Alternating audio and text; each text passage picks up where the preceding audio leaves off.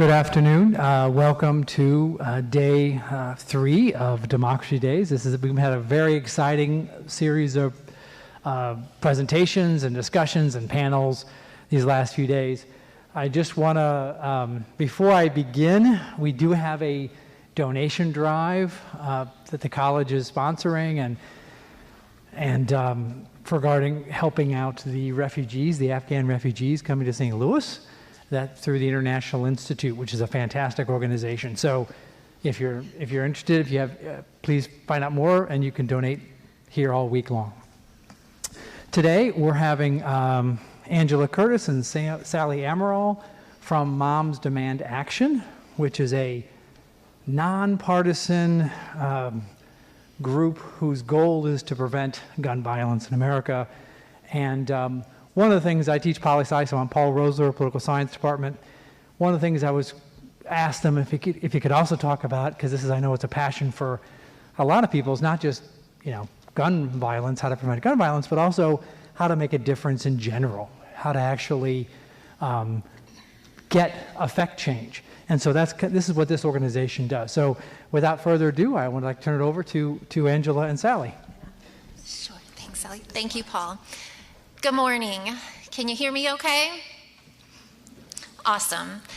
My name is Angela Curtis, and I'm a volunteer local group leader for Moms Demand Action for Gun Sense in America. Sally Amaral is with me. She's also a local group leader. She takes the lead for us in St. Charles with our Be Smart programming, which I'm going to talk a little bit more about later on. Today I'm going to talk to you about who we are, gun violence in America, and how we take action. Moms Demand Action for Gun Sense is a nonpartisan grassroots movement of mothers and others who want to prevent gun violence. We are nonpartisan. Sally and I might have very different viewpoints about Medicaid expansion or about abortion, but her and I both agree that there should be a background check on every gun sale. Many of us are gun owners, and we're not just mothers. We're parents, we're grandparents, we're uncles, just anybody who cares about gun violence. The organization is 8 years old and has about 6 million supporters nationwide. We're the largest grassroots organization working on the issue of gun violence prevention. We're strategic and data-driven in everything that we do. We didn't just, some of us sit around at a table and say, well, what do we think would be how we can prevent this and what we can do about this? Okay, let's do it. We are based on study of what has worked, what hasn't worked. Even here in Missouri, we are making progress on the issue. So the 2 resources up here for anything I don't have a chance to cover in the lecture are momsdemandaction.org and everytown.org. What are our goals? What is it that we want to happen?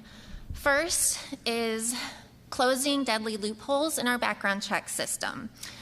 We can support the Second Amendment and still do a lot more to keep guns out of the hands of dangerous people like felons, domestic abusers, and terrorists. We support reasonable limits on where, when, and how loaded guns are carried and used in public. Anybody wondering what one of those spaces might be? Where is it you want to limit where I can carry my gun, Angela Curtis? A sensitive place would be Six Flags, it would be a bar, it would be a classroom setting where you guys have discussion. We feel those are sensitive places where firearms just don't belong. Third, we promote gun safety so that American children will no longer be exposed to unacceptable levels of risk. And last, we work to mobilize popular support for these goals, raise awareness.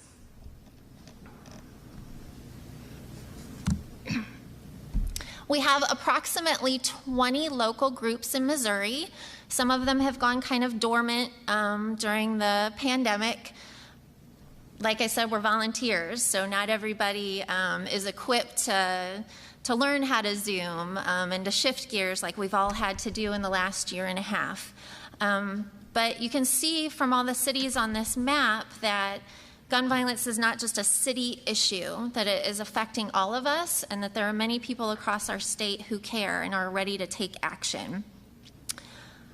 We do collaborate statewide on what we're doing, and we do have some virtual online groups. It's so funny to say that because the group is real. They meet virtually so that they can connect rurally across the state.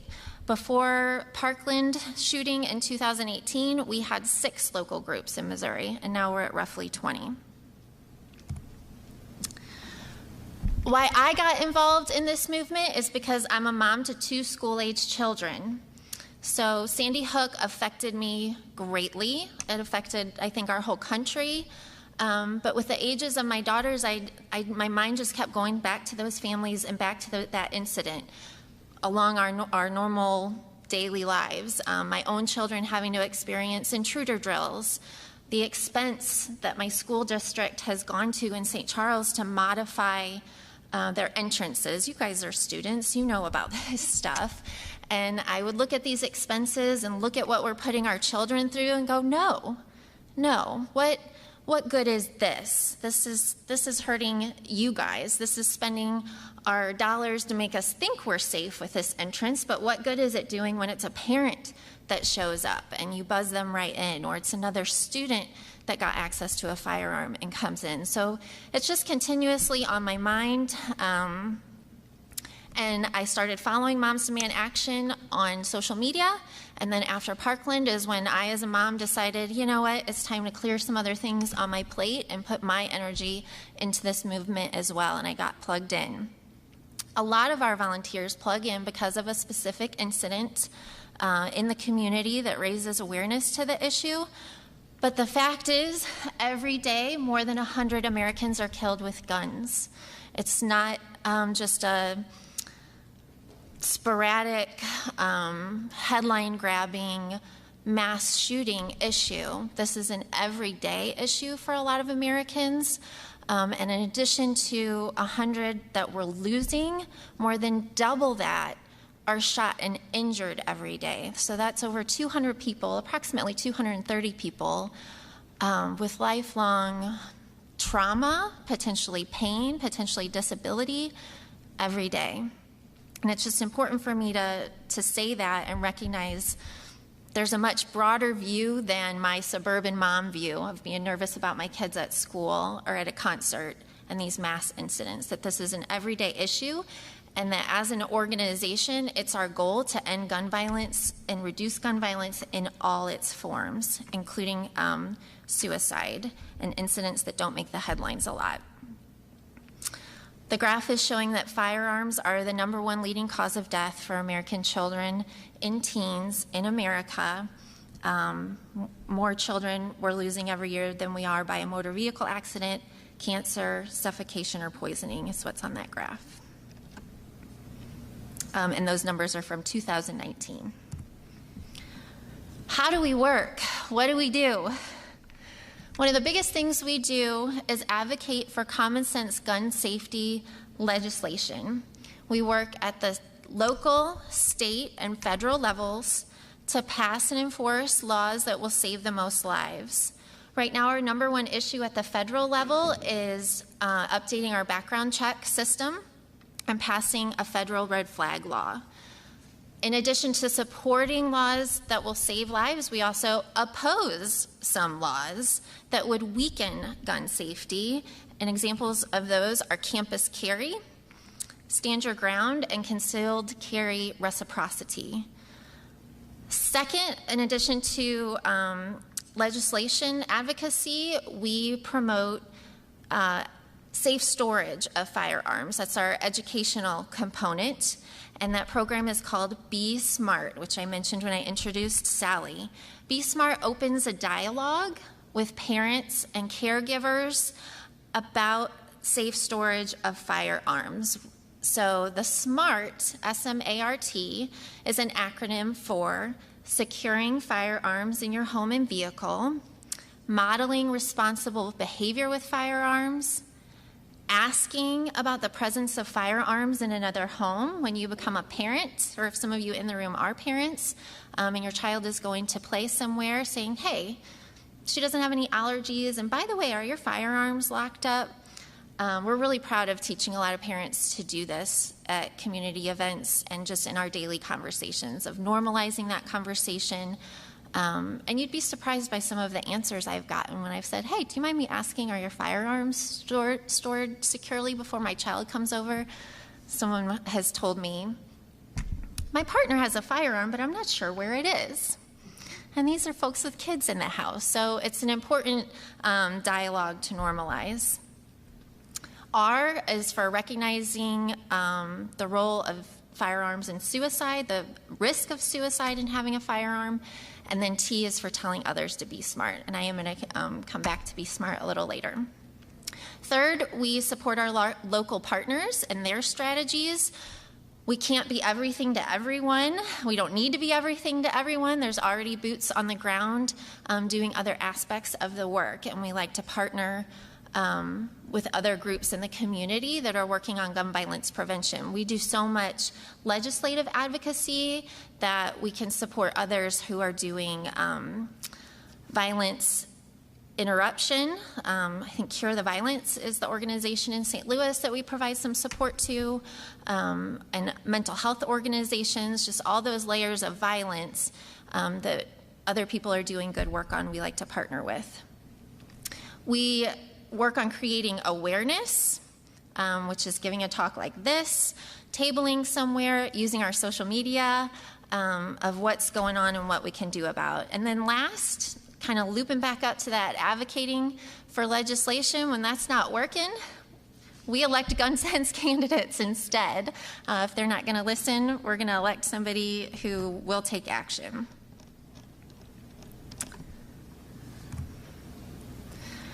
Here we are in the Missouri State Legislature.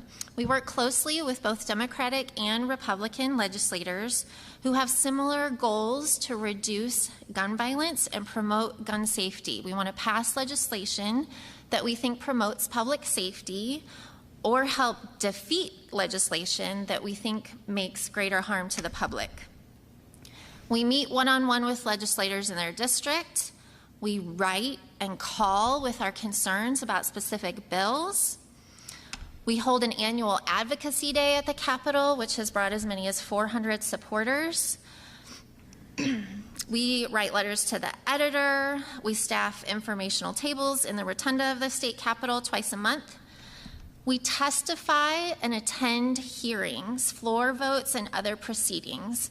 And that's a big deal. Maybe 10 years ago, if there was a gun bill in the Missouri legislature, there would maybe be 1 or 2 people testifying, and one of them might be a paid lobbyist.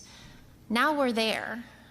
We show up. We're paying attention. We're listening. We're watching. We're following. And then we're present to say, hey, I'm a constituent. I live in this state, or I live in your district, and this is going to affect me for better or worse in these ways.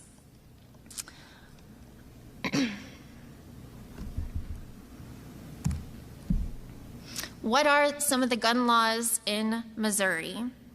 In 2007, lawmakers repealed Missouri's law requiring background checks on all handgun sales, making it the only state in the country to do so in recent years.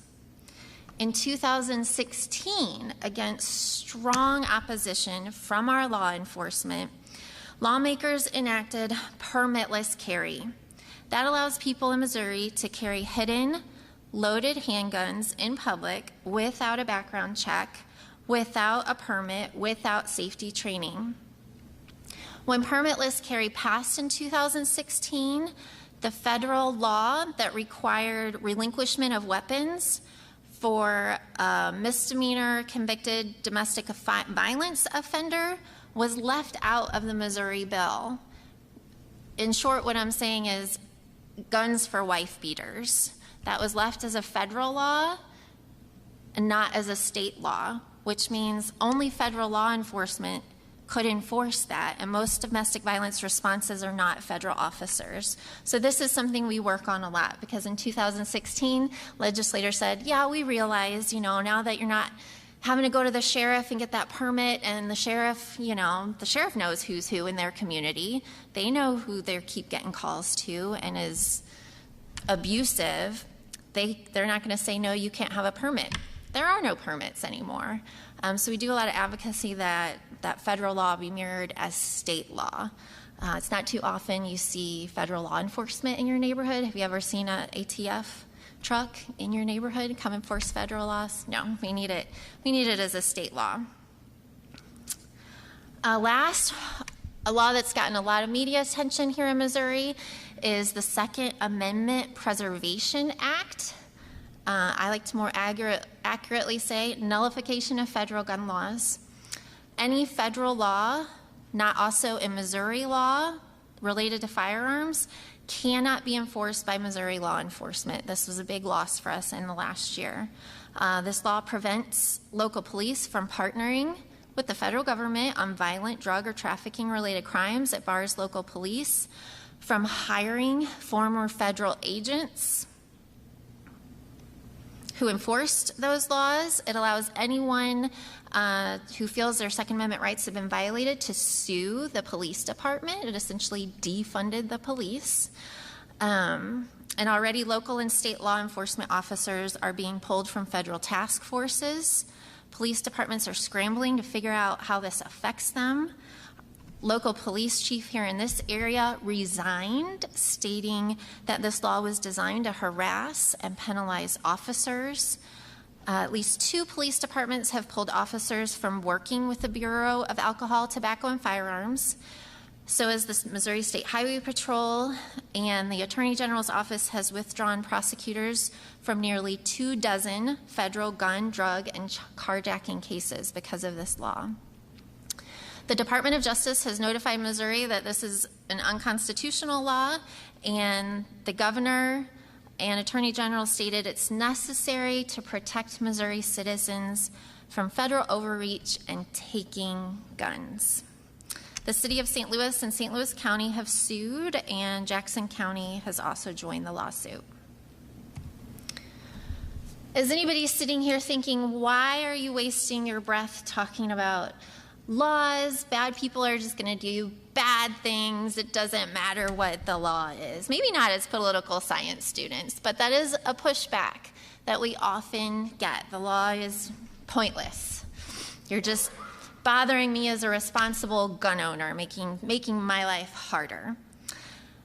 And this slide, this point, is to show you that policies do matter. These lines are showing you the rate of death in Missouri climbing higher and higher as our gun laws become weaker and weaker, and it's not a coincidence.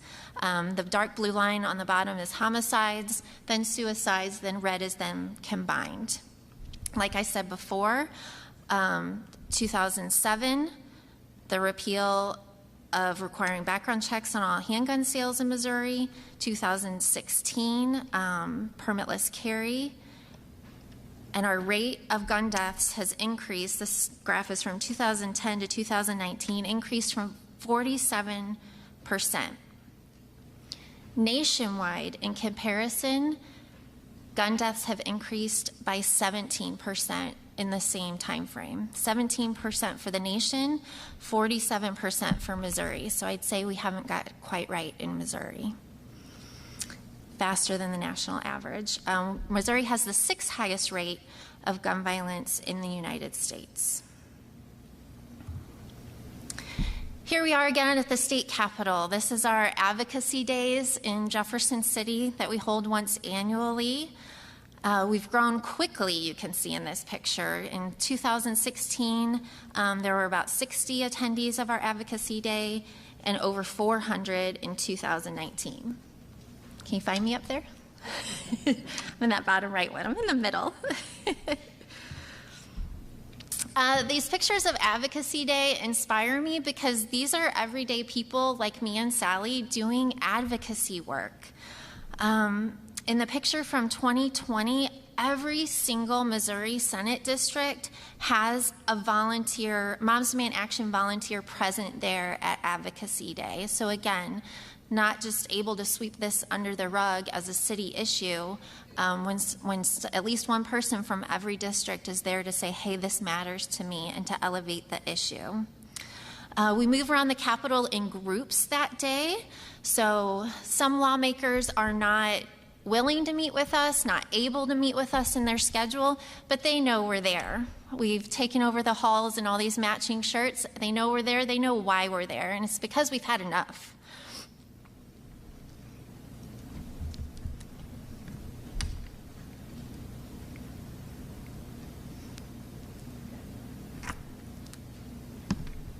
I'm just going to say, I think you can tell we're very passionate about this group. And Angela shared her story. I was talking to a friend after the Las Vegas shootings, and that one really bothered me. And I was telling a friend, and she said, well, there's nothing you can do about this. And I thought, no, there is something that I am going to try to do. And yes, it's hard in Missouri because we feel so passionately about some of the laws that have been passed. I was in those groups. We went twice before COVID and talked to some of our state representatives. I live in O'Fallon, so my representative is Ron Hicks. He was kind enough to sit down with a whole group of us, and we were able to talk about things. He is a very strong Second Amendment person, but he also listened to our message about our Be Smart message, where it's aimed at parents keeping guns safe. We don't want the risk of teen suicide. We don't want the risk of adult suicide. We don't want accidental shootings that happen because guns are left out for children to find. So, but you know, one of the things that we would love is if any of you are interested in advocacy. You know, it really is a great group of people. We haven't been meeting in person for quite a while, so we meet on Zoom or we meet, but we are starting to see some tabling events. This event today is really great that we're able to speak to you. I'm doing a presentation, not a presentation, I'm working at a booth next weekend at the suicide walk, I think it's called Walk Out of Darkness. Walk Out of Darkness, and it's regarding suicide. I personally have friends and relatives that unfortunately committed suicide, so that is very something that I've experienced on my own. When I was 12, a classmate of mine went to a neighbor's, and unfortunately they got out a gun to look at while the parents were gone, and he was shot and killed. So that really, I think, stuck with me all of my life, that is something that happens. You know, it was an accident and something that could have been preventable if those parents had put away that gun before they left for the night. So anyway. I got my breath, thank you. My Achilles heel for doing this work. I wear my emotions on my sleeve.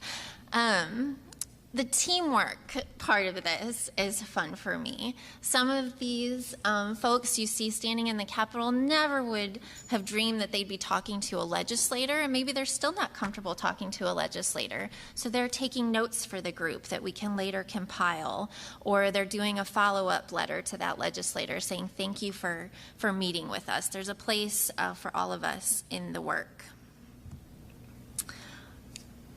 Spoke a lot about the state level and what's happening at the federal level.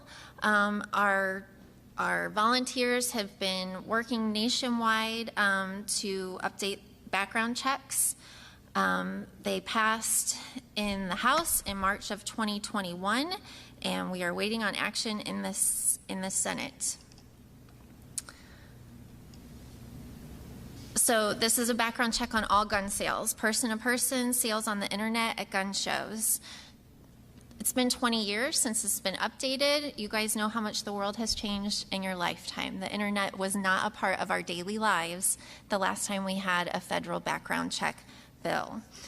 This isn't controversial. 84% of voters, including over 3/4 of Republicans and 82% of independents support a law requiring a background check for all firearm sales. An Everytown investigation showed that as many as 1 in 9 people arranging to buy a firearm on armslist.com, the nation's largest online gun marketplace, are people who cannot legally have firearms, as many as 1 in 9 who are going that route. The unlicensed sale marketplace is large. The same investigation found that in 2018 there were 1.2 million ads for the sale of a firearm that would not be subject to a background check. A 2015 survey found that nearly a quarter of Americans, 22%, who acquired a firearm in the 2 years prior did so without a background check.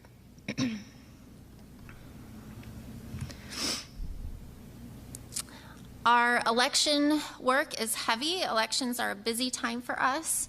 We focus on canvassing, phone banking, postcard campaigns for candidates, and you can see up here some of our accomplishments from the 2020 election. Our volunteers made over 1 million calls, over 2 million text messages to voters. 43 of our volunteers stepped up to run for office and won. 100,000 young people were registered to vote.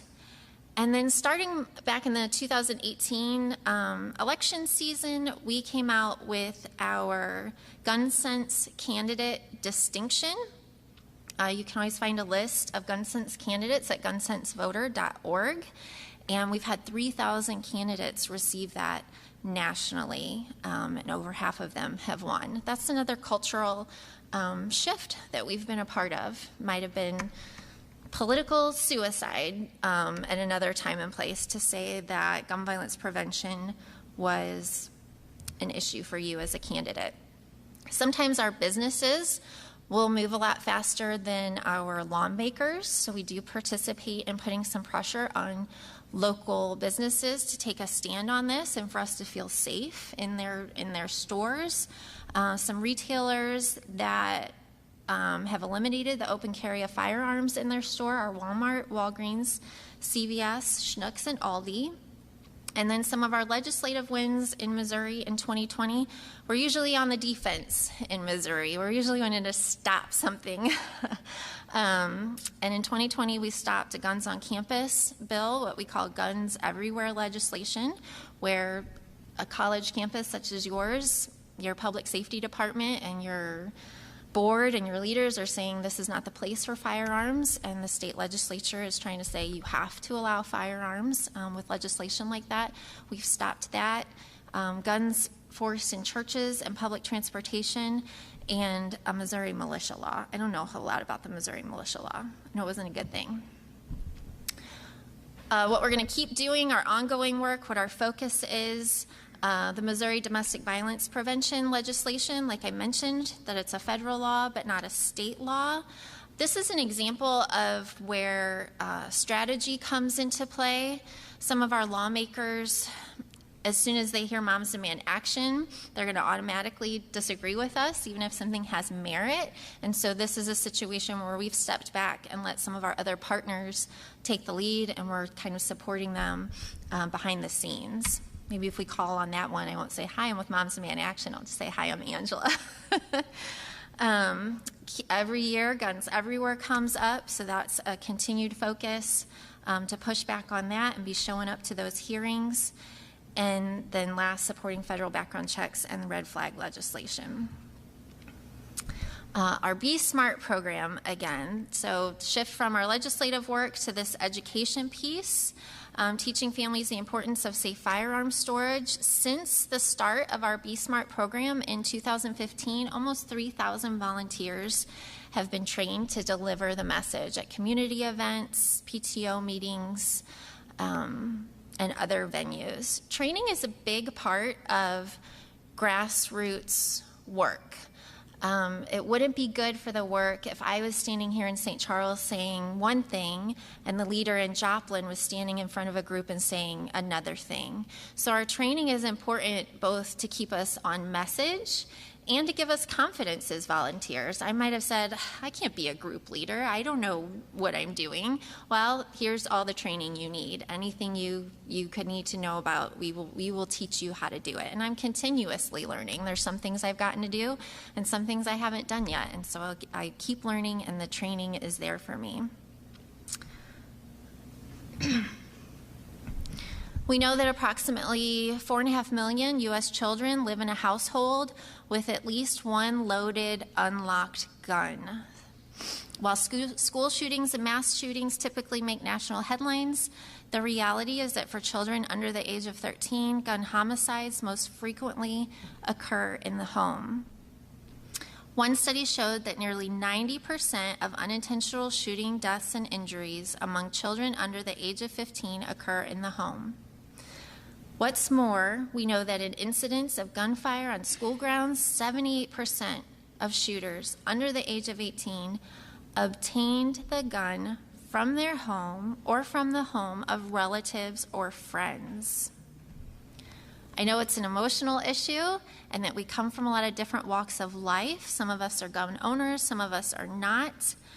And you may have had a personal experience with guns. Some of you have maybe even been impacted by gun violence.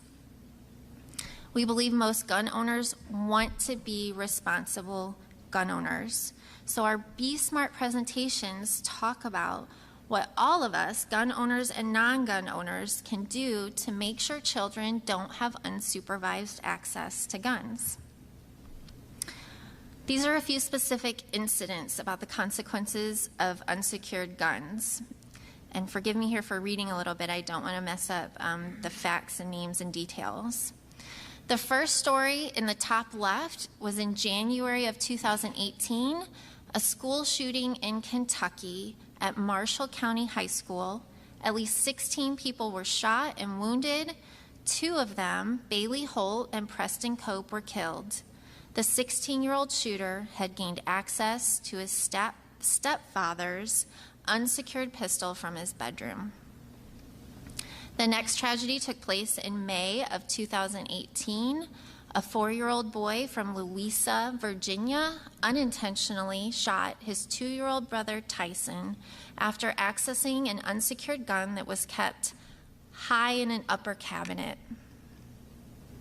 The next headline on the bottom left illustrates that when kids are looking to carry guns out of fear, easy access to guns can help facilitate the cycle of violence. 17-year-old King Zeke of Jackson, Mississippi, told the Jackson Free Press, "Some young people in his community carry guns out of fear of being robbed or shot and believe that having a gun will allow them to defend themselves." And then let me point out the final story, a 13-year-old Mikey from Brewster, New York. Mikey was a friendly, popular 8th grader. He was an expert bowler, an avid athlete, and he loved video games. In January of 2013, Mikey came home from school and took one of his father's unlocked, loaded guns and shot himself. His family knew Mikey to be a happy kid, and they don't believe he had planned to die that day. But with easy access to a loaded gun, Mikey made an impulsive decision that tragically became a fatal one. All 4 stories show the fallout of when young people get their hands on unsecured guns. No story is quite the same. They're all tragic and they're all preventable. What can we do? We can learn to be smart. Like I said before, S for securing all guns in your homes and vehicles, M for modeling responsible behavior around firearms, A, asking about unsecured guns in the homes of others, recognizing the role of guns in suicide, and telling your peers to be smart. I am going to talk a little bit more about suicide, which I know is a very personal topic. So if you need a tune out or step out, please take care of yourself. You get a pass. This month is National Suicide Prevention Month, so I couldn't pass up the opportunity with a microphone in a room of young people to bring it up. Our R is for recognizing the role of guns in suicide. Access to a gun can mean the difference between life and death. Like we saw in Mikey's story, they had no idea what was going on with him. They thought he was a happy kid. He made an impulsive decision and was able to get his hands on a gun. As you make your own homes and at some point become parents, it's so important to not only protect your children from curiosity and accidents, but from well. If you're a firearm owner, what I mean by that is safe storage. And it should grow in sophistication as your children grow up. So when they're really little, you might just have a cable lock, and then you might need to switch to a safe. Take this information into consideration. Most people who attempt suicide do not die unless they use a gun. 85% of suicide attempts with a gun result in death, a much higher fatality rate than any other means of self-harm. This contributes to the fact that 40% of child suicides involve a gun. If you consider temporarily removing a gun from your home, someone's in crisis, how can you do that? Do you know how you can remove a gun from your home? Local law enforcement might be willing to temporarily store it for you. Some licensed gun dealers or gun ranges might temporarily store your guns, or you could temporarily store your guns in the home of a friend or family member. To manage risk for that friend or family member, you should lock any guns that you transfer and not provide the key or the code. Access to guns is a more significant predictor of suicide than the presence of a mental health disorder, making our focus on safe storage so important to us. During our statewide meeting a few days ago, we all gathered together on Zoom. We were able to hear from a survivor. Her brother committed suicide, and similar story to Mikey's. No, they knew their brother was going through a hard time. They were a solid family, solid home, just never imagined that he would get his hands on a gun and do this. And their gun happened to be one that they had kind of forgotten about, that he found the key to where it was.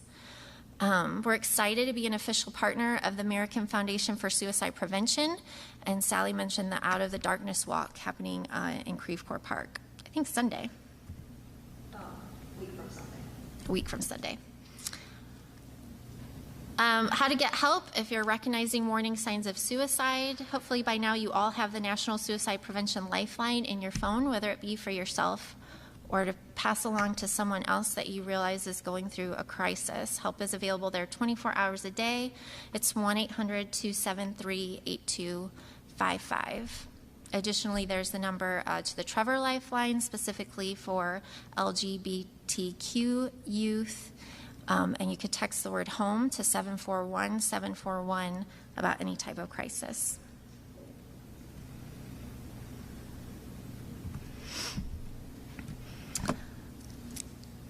A little bit more about our framework. We are part of Everytown for Gun Safety, so is Mayors Against Illegal Guns, the Everytown Survivor Network, and then Students Demand Action. Everytown supports our work with their research team, so we know our facts. We know there's at least 20 gun bills lined up. What should we focus on? We're not going to start making frantic calls about all 20 of them. What might gain traction? What is happening in the other states? And Mayors Against Illegal Guns was formed in 2006 between the mayor of New York and the mayor of Boston, and that is a nonpartisan coalition amongst mayors. They know firsthand the impact of gun violence. They're getting a call in the night when an officer is shot or a child is killed, and so that's a way for them to have information and collaborate. The mayor of St. Charles is a part of Mayors Against Illegal Guns. Not super public about that because I don't want him to get backlash for it, but just to show you that it is a bipartisan network. I know the Columbia mayor is part of it as well, at least a good handful across Missouri. I think O'Fallon is as well too. The Everytown Survivor Network is survivors supporting each other, knowing someone else that has had a similar experience. And a survivor is someone who has witnessed gun violence, lost someone to gun violence. What am I forgetting? Been threatened with a gun. or been shot. We offer trauma-informed programs and trainings and information and referrals to services. Some survivors are active in Moms Demand Action or Students Demand Action as well, but not everyone is. I was going to say there's a program that came very regularly to the St. Louis Moms Group, and if you all, I don't know how long it's been, maybe 7 to 10 years, there was a shooting that occurred at the city of Kirkwood. It was a meeting, there was a gentleman that comes to our Moms Demand Action because he's considered a gun violence survivor. He was at that meeting that night, and he was there as just a citizen of Kirkwood who wanted to talk about some building permit issues that were going on in his neighborhood, and he just happened to be there. So he and his wife are very strong supporters of our group, and we haven't had any of the in-person meetings, but he used to be at every one of the St. Louis meetings that we had. So that's just another example. He wasn't actually shot, but he certainly witnessed a very violent, traumatic event. Change your life forever. Good example, Sally. And then that last piece of Everytown is Students Demand Action. Students Demand Action are high school and college students working towards a future free from gun violence. Since 2018, Students Demand Action volunteers have been working within their schools and communities to educate their peers, register voters, and demand common sense solutions to this crisis. And the way to get involved with that is to text students to 64433. On your table outside the door where I've laid a Moms Demand Action poster are some QR codes for more websites, for more ways to get involved. And if you want to stay in tune with what we're doing and what's going on, these are social media channels that we would love for you to follow. If you happen to have a passion for grassroots organizing, even if it isn't the gun violence prevention movement, I wanted to recommend this book by Shannon Watts, our founder. It's called Fight Like a Mother. It's a pretty quick read and really goes into depth about getting started, not trying to reinvent the wheel, leaning into Mothers Against Drunk Driving and how they organized and what worked for them. It's called Fight Like a Mother by Shannon Watts. And that leaves us time for questions. Thank you so much for a presentation. Can we before we have questions, we give them a round of applause, please? Oh, thanks. And before I forget, I meant to mention this earlier. Be sure to sign in for if you're here for a student for a professor's class. I know Professor Pruitt has put some signs out there, but I know there's other professors here, so do make sure you sign in. Are there any questions?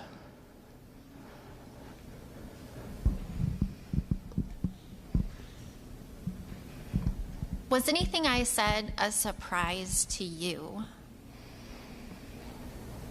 Did anything I tell you surprise you?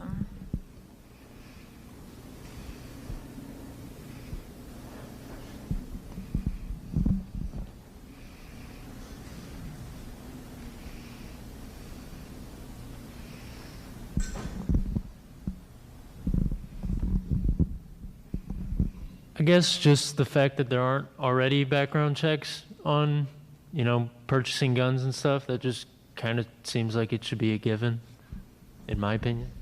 It is surprising, and it's not to say it doesn't happen. It's a surprise to people who purchase a lot of firearms and are doing it through a dealer. Like, well, yeah, I passed my background check. I'm filling out these forms. There are background checks.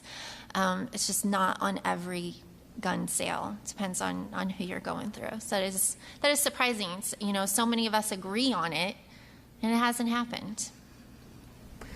I understand that here in Missouri, your organization, like you said, is kind of trying to prevent bills from passing more often. I think on one of your slides I saw just briefly, what kind of bills would you like to see passed in Missouri? The number one bill I think I know I would like to see, I know the organization would like to see, is a red flag law. when we know someone is a threat, and this isn't a he said, she said kind of situation, but someone's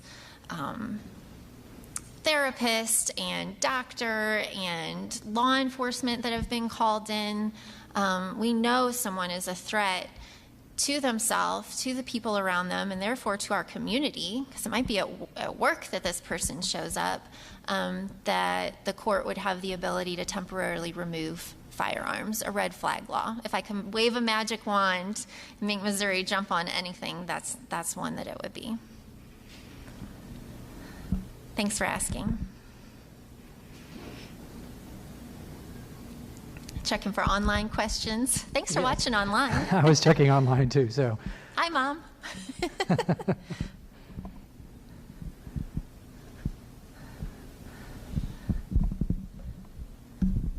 I just think it's really interesting when you brought up the back when the internet wasn't as strong or social media wasn't as strong was when the proposed laws were more recognized, because you would think they'd be more recognized now with the rise of social media and other platforms. So I just thought that was interesting you brought that up. Yeah, thanks. That our background checks haven't been updated since the internet took off and is part of our lives, and that people aren't aware of that. I forgot what I was going to say. Well, and I was going to say, I can't say as a, that I was ever a big, that I paid a lot of attention to those kind of things, what bills were being passed until I became more involved with this group. I think, I voted every year, and every time there was an election, I, made my vote count. But I don't think I paid much attention to what kind of bills were necessarily being passed. And so until you kind of get into a little bit of advocacy work and you find out about these things, and then you can spread the message to other people.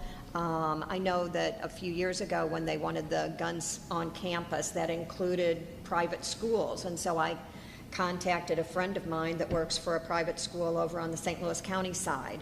And I said, would you, share this with the people, the staff at your school, to see if they would send letters to their legislators and say, we don't want this passed. My grandchildren go to a daycare locally. I went to the owner of that daycare and I said, do you know this is coming up for a vote? And she said, no, and I don't want parents or people coming into the daycare with a gun. And so I think some of it is just, not being aware until you're told by another person that a bill is in the, that they're proposing some bills. And so just, I guess, be aware of what goes on a little bit more. That's how I feel like I had to become a little bit more aware of what was going on in Jefferson City, not just have my vote count. Right. Until something is affecting you directly and personally, you're not necessarily following it, or you have passions for other things, and how far thin can we be spread. But that's a great thing about the organization is one volunteer might be able to take the day off work and go to Jeff City. The other one might just be able to do some text messaging for an hour on a Saturday. And so these tools are, our Twitter and our Facebook page and our Instagram and our emails, keeping us updated on what's going on, even if you just have a minute or two in the day.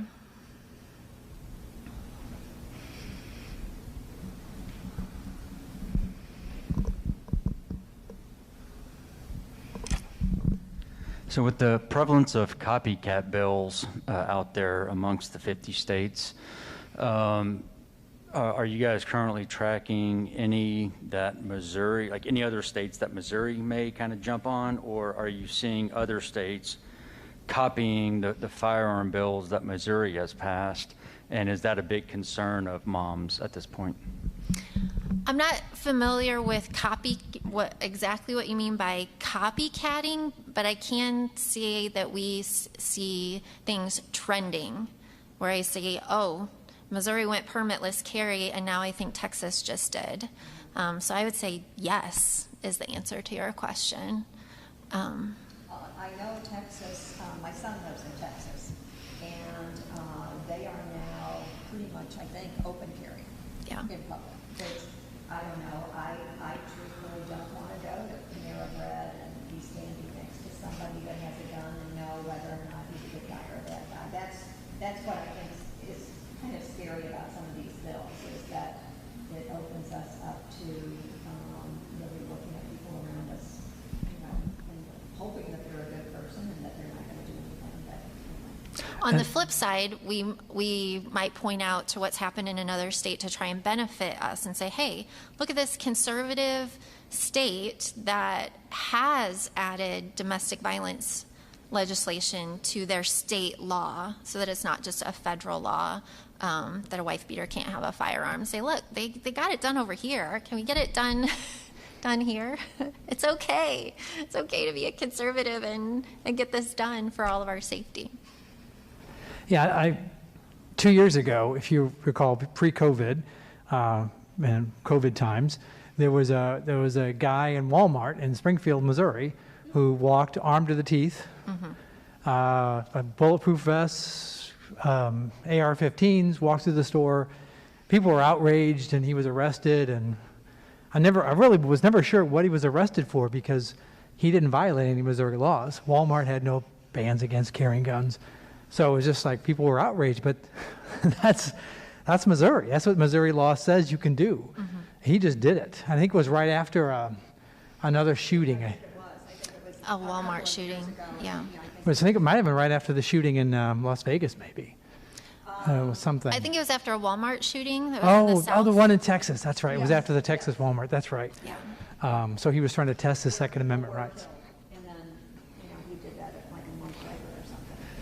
Just out of curiosity, how many think you should pass some kind of background check before you could get a gun? Just out of curiosity. Yeah, I think if close to 100%, which is, I think the numbers nationwide is very much, again, gun owners overwhelmingly support this. So that's what's so surprising to me. And I know we talk about this in American government, the power of interest groups like the NRA to push legislation. And to me, it's shocking, given how popular basic, what you would say common sense gun laws are. Right. It's so hard to get those passed. Right. Last chance. That's why we've shifted to electing gun sense candidates. Vote them out. Yeah, easier said than done, I think. Yeah. But no, it wasn't a question. Any questions? Last questions? Okay, well, thank you so much for coming today and talking about Moms Demand Action. Don't forget, if you haven't signed the professor's sheet, please do so now. Some professors don't have a particular sheet, just sign the generic ones. But I know Professor Pruitt has one specifically listed.